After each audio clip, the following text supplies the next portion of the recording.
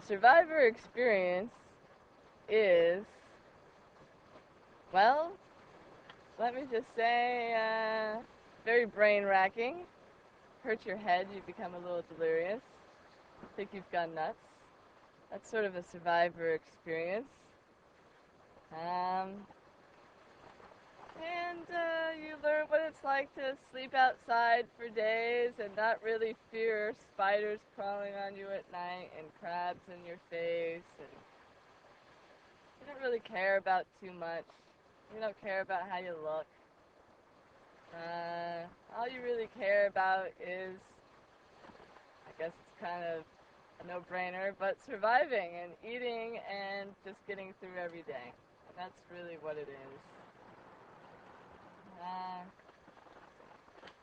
Made a couple of good friends along the way that I think are pretty cool. Interesting people. Realized and solidified a little bit more of who I am. I don't like to surround myself by stupid-ass people. And I'm glad that I'm not there now to continue being surrounded by some of those stupid-ass people. And in fact, some of them are here right now, and I'm not surrounding myself by them. I like myself a lot. I have learned that I want to become a baker / chef. Thought of some new careers when you're out there starving and all you do is think about food because these pathetic people that you are staying with out there, all they can do is talk about food. You get sucked into it and then you decide that maybe I want to be a chef. But now that I'm nauseous all the time because all I've eaten is protein for the last 33 days, I don't really want to become a chef anymore. That was my immediate thought leaving the island, and now I want it as far away from me as possible. I've learned that life is very simple. You don't need much to live. Everyday life, we're bombarded by marketing, capitalism, especially in the U.S. You know, this is the way you have to be, and this is how you have to think, and blah, blah, blah, and I guess to fit in a society, you've got to do a few of these things, but most of them are pretty unnecessary, and, it doesn't really matter what people think about you. I've already known that anyways coming into this game, but it sort of solidified that a little bit, and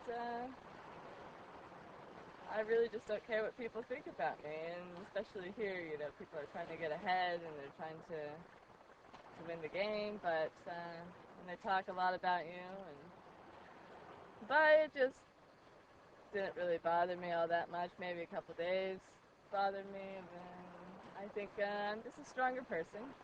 Just know who I am, and I don't need to, just don't need to surround myself by idiots that have nothing else better to do than make fun of other people.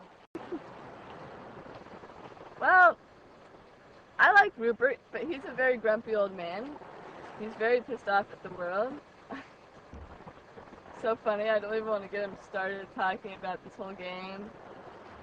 I just try not to mention it. Somehow it always seems to pop up, and it's like, man, shut up. I can't deal with you anymore. Just enough.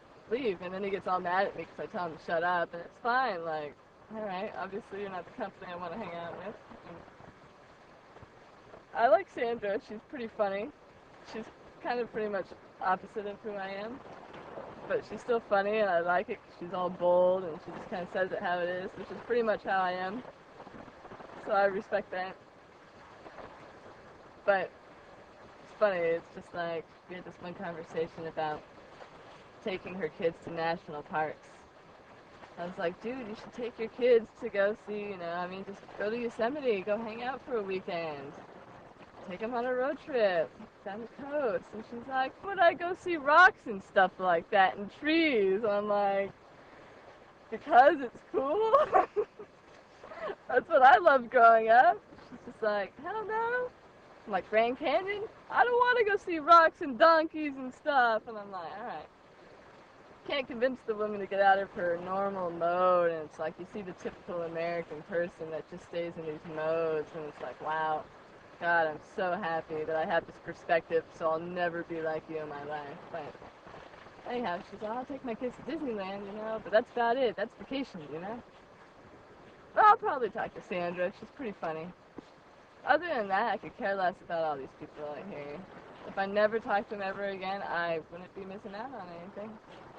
I've had all this time. It's funny, you spend all this time with these people, and it's like you don't even know what to talk about anymore. I mean, I think it's like that with everybody in your life, though, you know? Even my own man at home, it's like, if I was around him 24 hours a day for 33 days straight, I mean, what the hell would you talk about after a while? I don't know. I mean, you always need your own time, you know? So, this is my little vacation time now. I'm psyched that I got the opportunity to be off for 6 days, you know? So I can recover, try to feel good, just be out here and enjoy for the first time, not thinking so much. I'm just brain dead. Still feel quite brain dead, but that's okay. And just relax. Relax and just help myself, you know?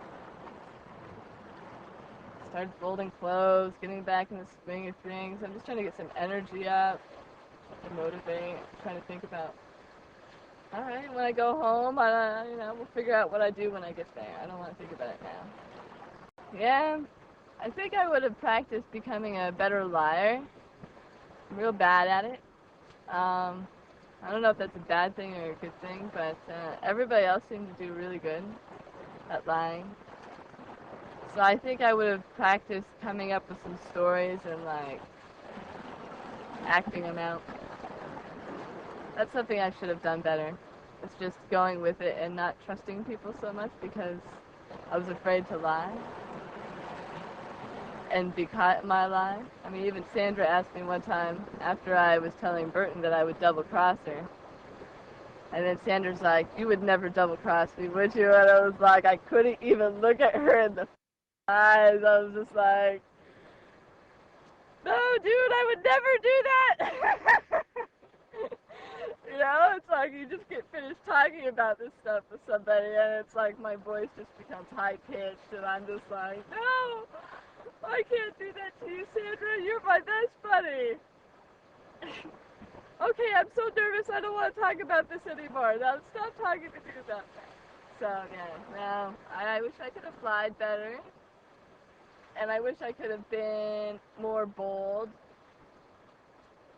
Because usually I am, but I was trying to be somewhat political out there and just kind of keep stuff to myself. Like when I should have tagged John's friend out when he came here for that one reward challenge, I should have tagged him out like, I told Sandra, let's get rid of him. Because he's an ass, and I hate him. And,